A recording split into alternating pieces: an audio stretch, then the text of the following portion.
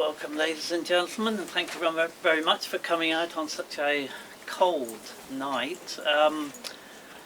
But you have to say that this is a very special night because we are launching a new Colin Wilson book, and that doesn't happen every day. And there it is, introducing the occult. But before I get on to talking specifically about Colin Wilson and the occult, perhaps I should say a few things about him for those who are not familiar with him and his work. He was born in Leicester in 1931, and at the age of 11 he attended Gateway Secondary Technical School, where his interest in science began to blossom. And by the age of just 14 he had compiled a multi-volume manuscript entitled A Manual of General Science. But by the time he left school at 16, his interests were already switching to literature, and his discovery of George Bernard Shaw's work, particularly his play Man and Superman, was a very important landmark for him. And he started to write his own stories, plays and essays in earnest at around about this time. Well, he arrived here in London on June the 7th, 1951, aged just 19, and whilst drifting in and out of several unrewarding jobs, he was continually working and reworking a novel that was eventually published as Ritual in the Dark in 1960. And just to say that this is without doubt my favourite Colin Wilson novel, very much a novel of ideas, of course, but with a thrilling plot, all set in London in the late 1950s. An unjustly neglected post-war classic, in my opinion. I've written an essay about it for the London Fictions website, which some of you may know about, and I'm also hoping to do a couple of lectures here in London next year, specifically on Ritual in the Dark. So if you keep an eye on my Facebook page, you will hopefully see some details about that. He famously slept rough on Hampstead Heath at this time to save money, and worked on Ritual in the Dark in the British Museum's reading room. On Christmas Day 1954, however, alone in his room, he didn't have enough money, he was totally broke, he didn't have enough money to go back to Leicester to spend Christmas with his family. He hit upon the idea for what became his first and probably most famous book, which was The Outsider, a psycho-philosophical study of alienation in modern literature and thought. This was published on May the 28th, 1956, to tremendous critical acclaim, and indeed has never been out of print since, and translated into at least 30 languages. And after the perplexingly bad reception for his second book, Religion and the Rebel, which was essentially The Outsider Part 2, and indeed was published in Japan under that title, he moved with his girlfriend Joy to Cornwall, where he settled down for the next 55 years, producing an awe-inspiring body of work. 181 books, well, 182 now. 600 essays, articles from magazines, journals, newspapers. 180 introductions to other authors' books, and many, many book reviews. As his bibliographer, I've struggled to keep pace with him over the years. A fact that never ceased to amuse him. He died in December 2013, aged 82, and his memorial service was held here at St James's Church, Piccadilly, in October the following year. His archive, containing manuscripts, correspondence, journals and much more, is situated at the University of Nottingham, where a biannual conference about his work is held. He was essentially an existentialist philosopher.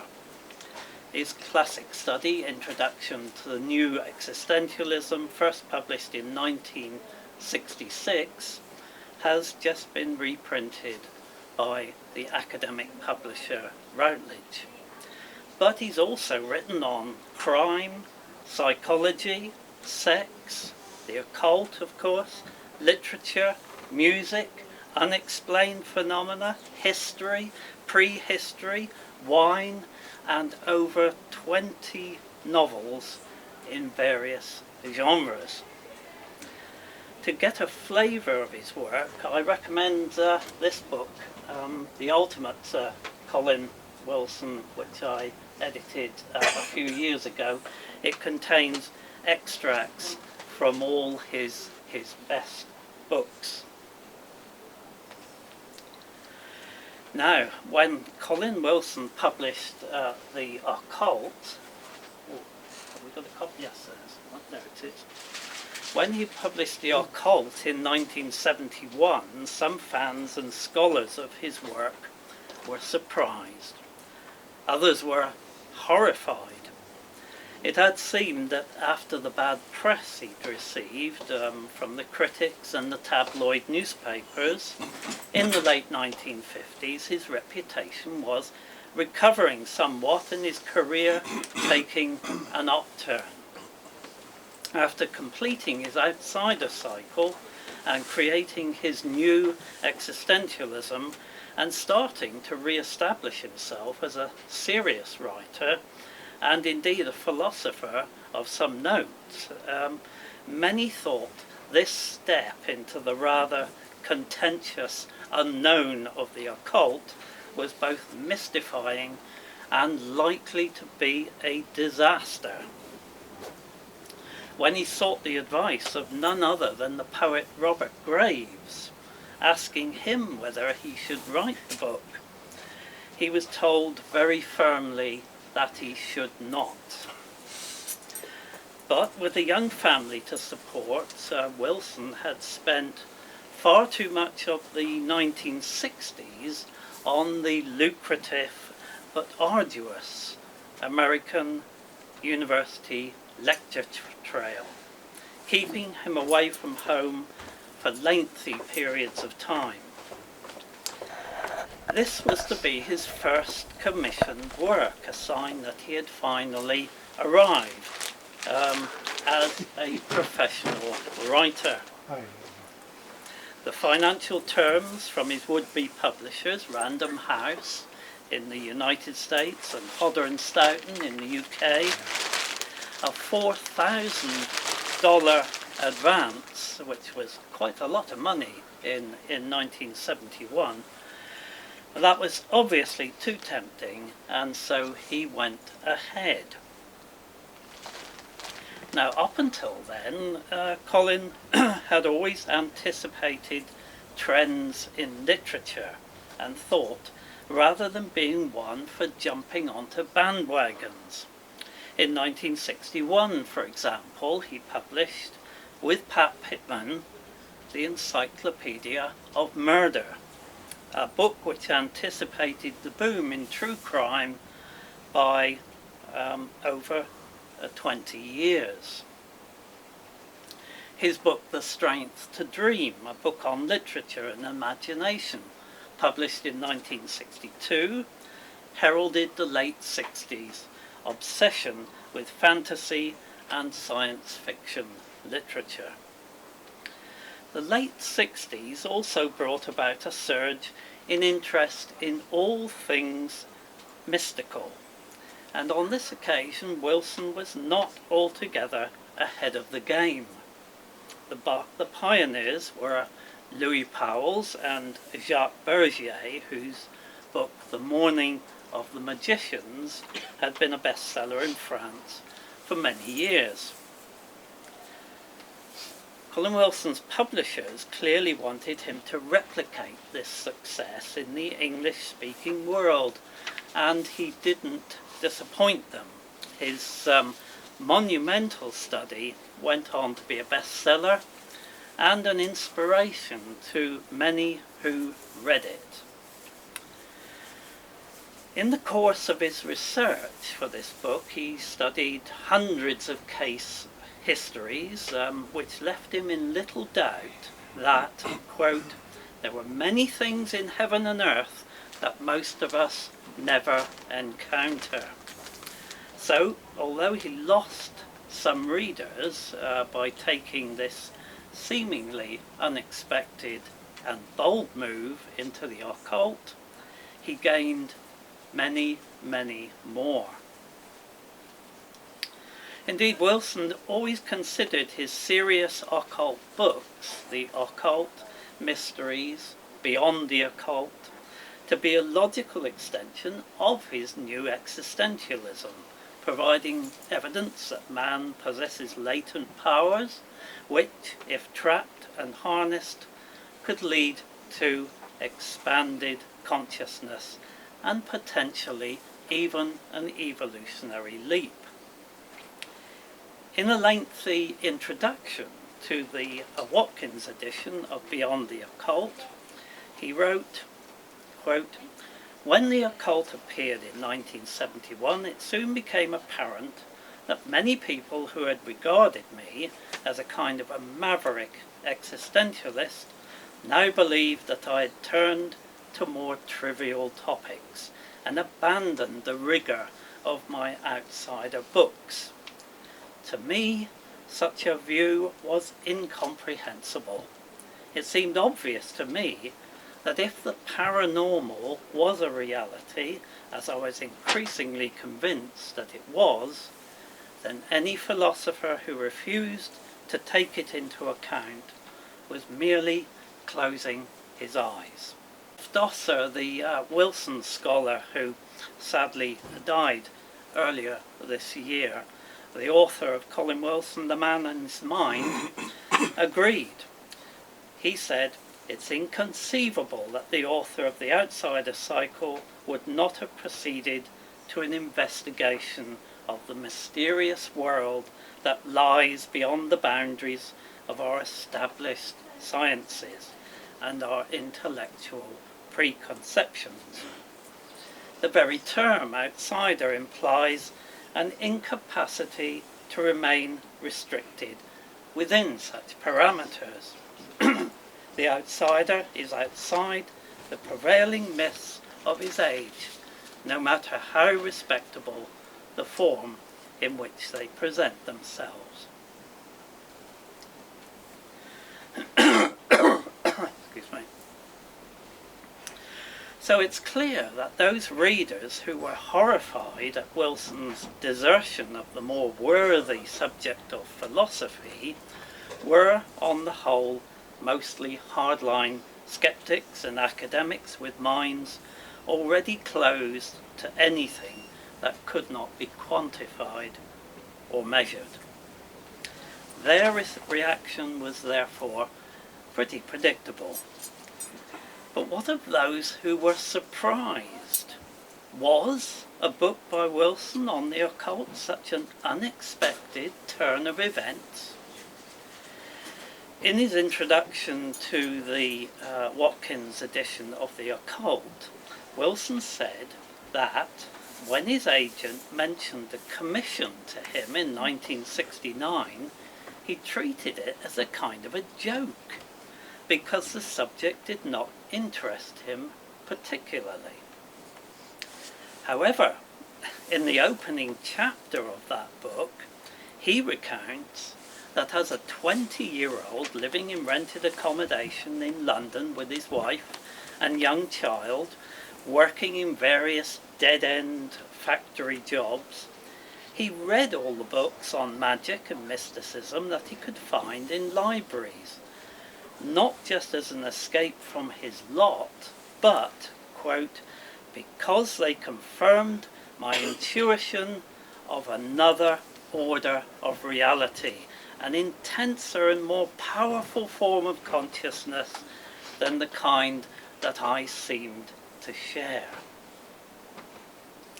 By the time he came to write the book in the late 1960s, he had apparently accumulated a library of 500 or so volumes on magic and the supernatural, but did not consider the occult to be, quote, one of my major interests, like philosophy or science or even music.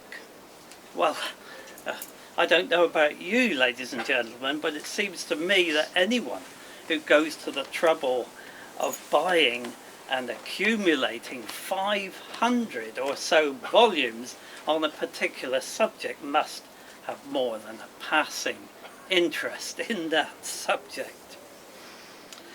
And readers of his early fiction, books like Adrift in Soho, The World of Violence, Man Without a Shadow, The Glass Cage, The God of the Labyrinth, will have noticed plenty of interest in matters occult. Anyway, despite the advice against it, writing the occult turned out to be very advantageous to Wilson, both critically and financially, for it was, by and large, received very favourably by the critics. Cyril Connolly and Philip Toynbee, who were instrumental in turning his Outsider into a bestseller in 1956, but had subsequently changed their minds and then ignored his work for 15 years, relaxed their embargo and came out in support of him again. Indeed, Connolly went on to say, I am very impressed by this book, not only by its erudition, but by the marshalling of it, and above all by the good-natured, unaffected charm of the author, whose reasoning is never too far-fetched, who is never carried away by preposterous theories. Mr. Wilson's mental processes are akin to Aldous Huxley. Praise indeed. So the occult became a bestseller, and, as I've already stated, encouraged him to go on and write 2 more large volumes on the subject, mysteries and beyond the occult, which became known as his occult trilogy and are now acknowledged classics in the field of the occult sciences. The 3 books amounted to a monumental 1,600 pages and spawned many other lesser works on the subject. As a result of this, he was constantly sought out by authors and publishers to endorse their work, and he rarely refused. As I've already said, he wrote over 180 introductions, forewords, prefaces and afterwords to other authors' books. And I don't know about you, ladies and gentlemen, but I struggle to think of any other author who has dedicated more time to the promotion of the work of his friends and colleagues.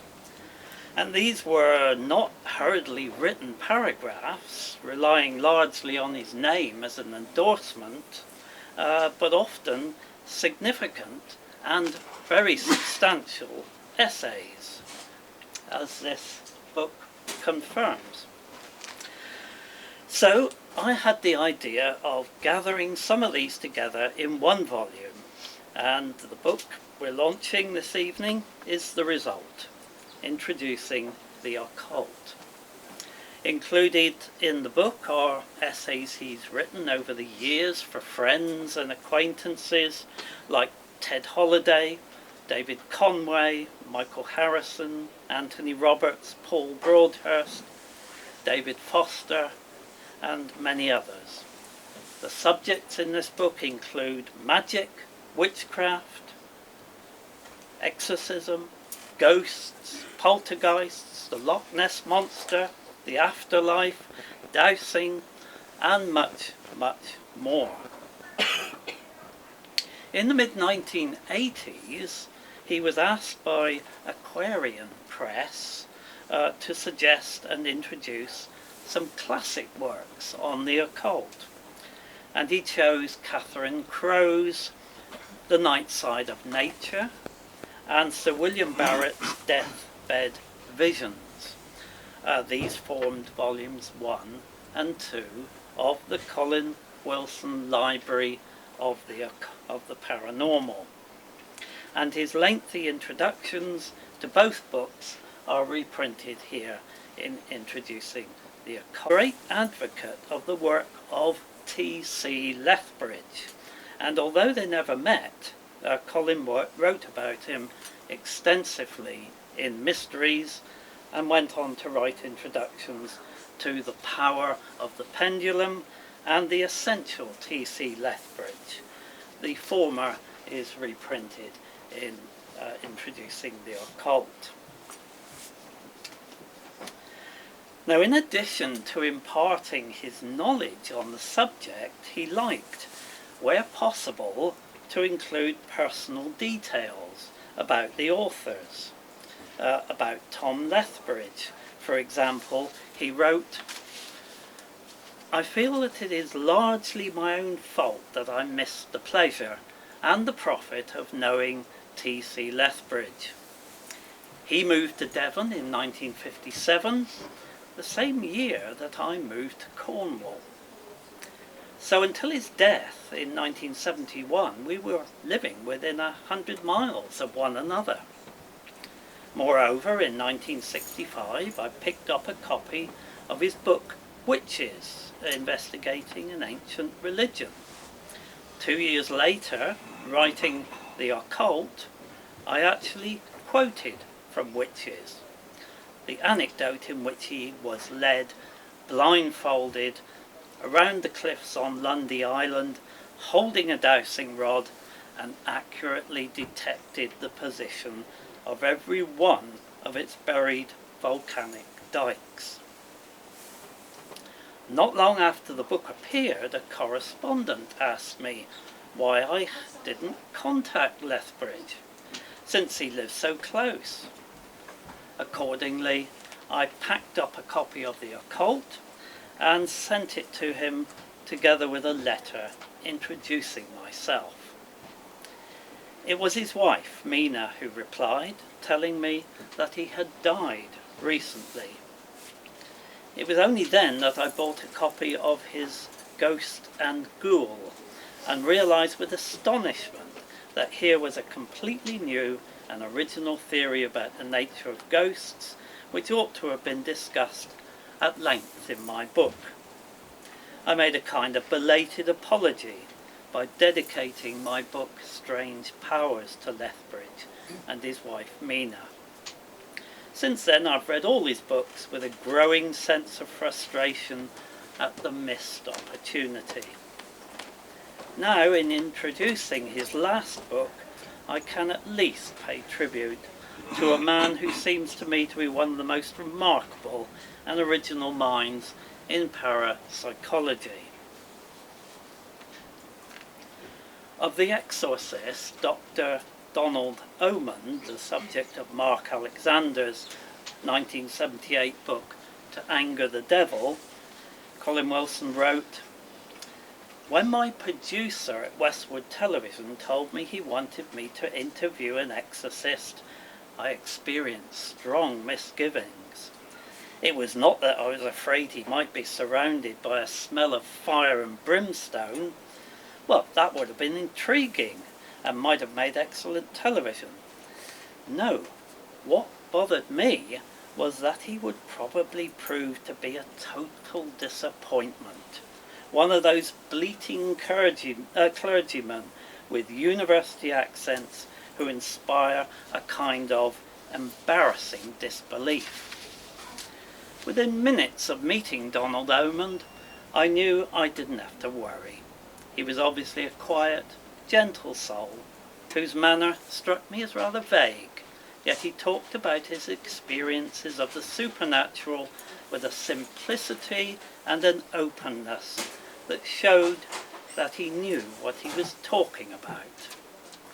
And on the programme itself, there was the same charming matter-of-factness, no theological pronouncements about good and evil, only a down-to-earth acceptance that reminded me of a doctor's attitude towards germs.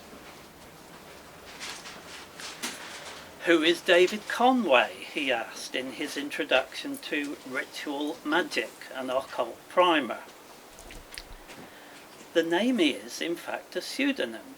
Soon after I reviewed the book, we had some correspondence, and he explained that his reason for using the alias was that he was working for the government, and his colleagues in the department might look at him a bit oddly if they knew he was a magician. Since then, he has left government service and gone to live in Germany. And now, knowing a little more of him, I realise that it was not entirely because of his government job that he preferred to keep his identity a secret. For there is nothing of the phony or exhibitionist about David Conway. He is not merely a magician, but a genuine mystic, an intensely private person who is absorbed in what Blake called the inner worlds and their mystery. In February 1992, he was asked by a Japanese television company if he would be willing to make a program with a Japanese psychic named Eiko Gibo. She was, they explained, one of the best-known psychics in Japan, and was at present travelling around the world with a television team, making a documentary to demonstrate her powers. And could I, they asked, suggest a haunted house in England where I might interview Mrs. Gibo? I suggested a number of haunted houses, but the one the company chose was in fact a haunted pub in Croydon, South London. This pleased me because I had already conducted an investigation into the pub, the King's Cellars, and written about it in my book, Poltergeist. In 1980, when I was researching the book, I heard about the King's Cellars, where a poltergeist smashed bottles and glasses and sometimes caused the lavatory to flush when there was no one present. On a visit to the pub, I actually saw this happen. But then, poltergeist hauntings seldom last for more than a few months, a year at the most. Therefore, I was surprised to hear recently that the Croydon poltergeist was still active. This is why I immediately suggested the Croydon pub when I was asked to interview Mrs. Gibo. So, on Sunday, March the 1st, I waited in a hotel in central London for the arrival of the television team. They arrived about midday, and I was introduced to Mrs. Gibo. I was pleasantly surprised. She was an attractive woman who radiated good humour and vitality, and who also spoke excellent English. And as we waited for the producer, Mrs. Guibault told me how she had become a medium. This was from Colin Wilson's introduction to her book, Finding Your Guardian Spirit, The Secrets of Life After Death, revealed by Japan's foremost psychic. His introduction to Ted Holliday's The Goblin Universe, published in 1986, begins thus. About 2 years after his death, Ted Holliday sent me the typescript of his book The Goblin Universe and asked me for comments. I read it straight through in one sitting and told him that I thought it was excellent and that I would be very happy to recommend it to my publisher. Several months went by and I had no reply. Then, to my surprise, he wrote, saying that he was dissatisfied with the book and had decided to scrap it completely and write another. He never explained exactly why he came to dislike it. After his death, I contacted his mother and asked her whether Ted had left another typescript behind, and if so, whether I could see it. And that is why I am now delighted to be able to offer The Goblin Universe to the reading public. As this book demonstrates, he was a highly original mind. He was also a countryman with a passion for fly fishing, and it was this passion, rather than a rather vague interest in the supernatural, that launched him on his career as an investigator of the unknown. In August 1962, he drove in a light van to the shores of Loch Ness, equipped with fishing rods, a sleeping bag, and a camera. Ted had been 12 years old in 1933 when the new road was completed along the shores of Loch Ness, and the first sightings of the monster were reported. He had always been fascinated by the mystery, so the trip to Scotland had a dual purpose.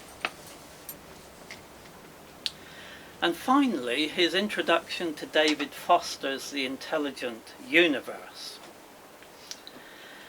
A few months after we started corresponding, he wrote to say he'd be coming to the West Country for a holiday, and we arranged to get together. I suggested meeting in a pub midway between his hotel and our house. Since I'd never met him, I was relying on him to recognise me. On the other hand, many people who have seen early pictures of me, which are still used on some of my books, get entirely the wrong idea. They make me look lean, wolfish and gloomy, whereas I am 40, heavily built and usually cheerful. So every time the pub door opened, I looked around and eyed a newcomer inquiringly. Finally, a stranger came in, over 6 feet tall, with iron grey hair, a craggy face, and a fawn duffel coat. I moved forward unhesitatingly. "David Foster?" He looked surprised. "No." A few minutes later, the real David Foster came in, shortish, round-faced, bespectacled, balding, with a discernible Yorkshire accent. He reminded me slightly of my friend J.B. Priestley. Certainly he might have stepped out of one of Priestley's novels. He was straightforward, unshy, obviously good-natured. If I had met him in a Bradford pub, I would have taken him for a successful wool merchant, certainly not the author of the extraordinary typescript on the intelligent universe that I had been reading. And it's this personal touch that for me adds an extra dimension to these introductions. He's written several introductions for me over the years, and in his afterword to my guide to his outsider cycle, for example, he mentioned our very first meeting. Colin proved to be slightly built, quietly spoken young man, over 20 years my junior. He was married to a pretty girl named Gail, whose parents were at first understandably dubious about having a librarian for a son-in-law, but they had married in 1973. 2 years after we met, Colin launched his own publishing house, Pauper's Press, with a series of Colin Wilson studies. This sounded to me like a certain formula for losing money, so I was astonished when it took off and showed no signs of bankruptcy. And I have to say, ladies and gentlemen, that series, Colin Wilson Studies, has now reached volume 31. I recall excuse me. I recall asking him once why he devoted so much of his valuable time, often without any thought of financial reward, to writing these lengthy endorsements. He replied that as a child he had noticed that one of his favourite authors, G.K. Chesterton, often wrote introductions, and had decided then that if he became a writer, he would do likewise. Well, he certainly did. Thank you very much.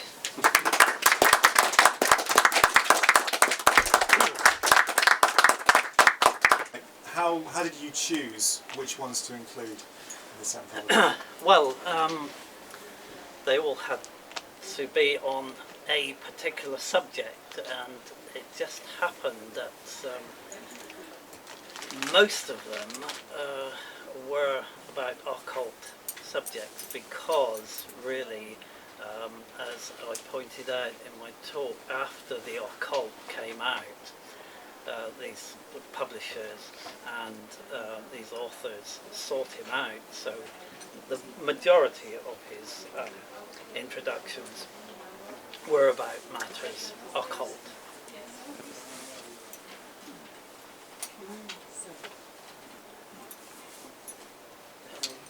Thank you. I was just going to ask, you briefly touched on how you were a librarian and you became his biographer. What was it particularly that you liked about Colin Wilson? What drew you to him? Yeah, well, I became his bibliographer, actually.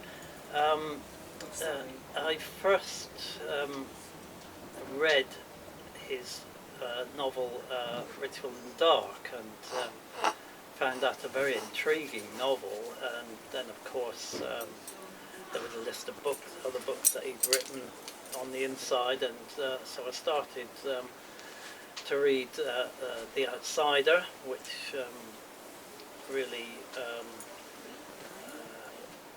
rang a bell with me very much, as it did with so many other people, and still does today, because the book is still read and discussed today.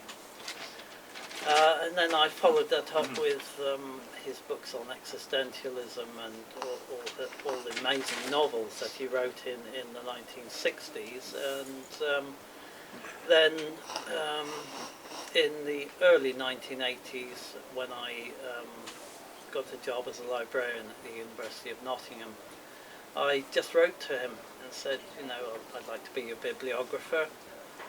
What do you think of that? And he wrote back virtually by a return of post saying, come down to Cornwall and go through my library. And I've been going down there every year ever since. And when he sadly died in 2013, I still go down. His widow lives down there, and I'm helping her to sort all his papers. And the important stuff is like manuscripts, journals, correspondence, is all coming up into his archive at the University of Nottingham, where we hold a biannual conference about his work, and people come from all over the world to both talk at the conference and just to listen. So hopefully there will be one this year, late summer. Next year, sorry, 2023. So you met Colin Wilson. You've written a lot about him. All the subjects that Colin Wilson writes about, which is your favorite? The one that you come back often and always find it interesting? Well, I find his early work most interesting.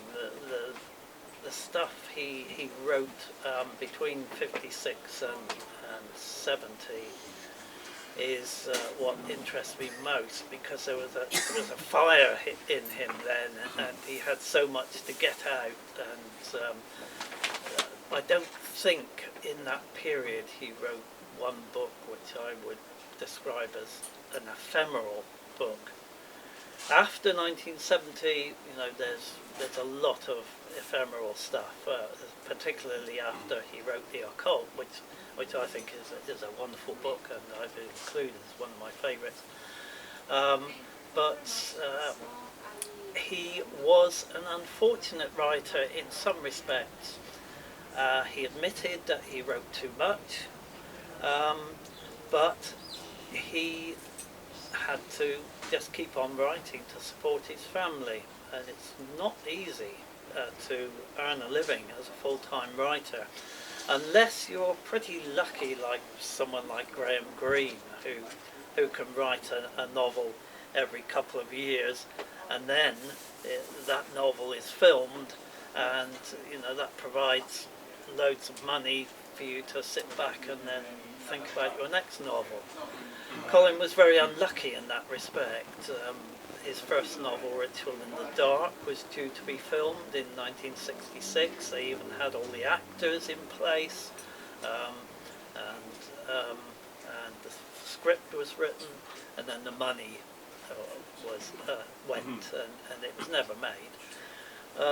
Nicholas Roeg, who directed Don't Look Now and films like that, he was a big fan of Colin Wilson's work, and he wanted to film some of his novels, but never got round to it. And only 2 of Colin's novels have ever reached the screen. The first one was a novel called The Space Vampires, which some of you might have read. And that was made into a film by Toby Hooper called Life Force, which Colin Wilson described as the worst film ever made. And I must admit that, as a Colin Wilson scholar, looking at the film and looking at the book, I can't see much of a connection between the two. And then somebody else directed a film of one of Colin's novels, Adrift in Soho. I forget the chap's name. No. Oh, it was you. A pleasure. So, I don't know if any of you know about this, but Adrift in Soho, we made Adrift in Soho in Nottingham in 2014, and it was released in 2018, and it's now available to buy on DVD or to stream from various outlets. And I do recommend, that if you haven't seen it, get a copy. It's a fascinating film based on the first half of Colin's book, Adrift in Soho. So there you are. You see, I mean, if he'd had more luck like that, he could have had a much more relaxed life and not had to write so much. But then he was very, very motivating. You know, I've been down there and seen his routine. He'd get up at 5 o'clock in the morning, make himself a cup of tea, go back to bed. Sorry. Oh, right, sorry. Can you all hear me? Yeah. Okay. No problem. His general routine was to get up at 5 o'clock in the morning, make himself a cup of tea, go back to bed, and then do his reading and all his research in bed for about 3 hours, get up. And then at around 9 o'clock he'd disappear into his study, and you wouldn't see him again until 3-4 o'clock in the afternoon, when he would take any guests that happened to be there out for a walk with his dogs along the cliffs or in the woods of Cornwall. Then he'd come home, have a bath, sit down, pour himself a glass of wine, and just sort of collapse in front of the television for a couple of hours, and then go to bed at 9 o'clock. And the next day, exactly the same. Even on Christmas Day, that was his regime, and that's how he managed to write so many books, over 180 books in his 55 years as a professional writer. And we're going to take upstairs where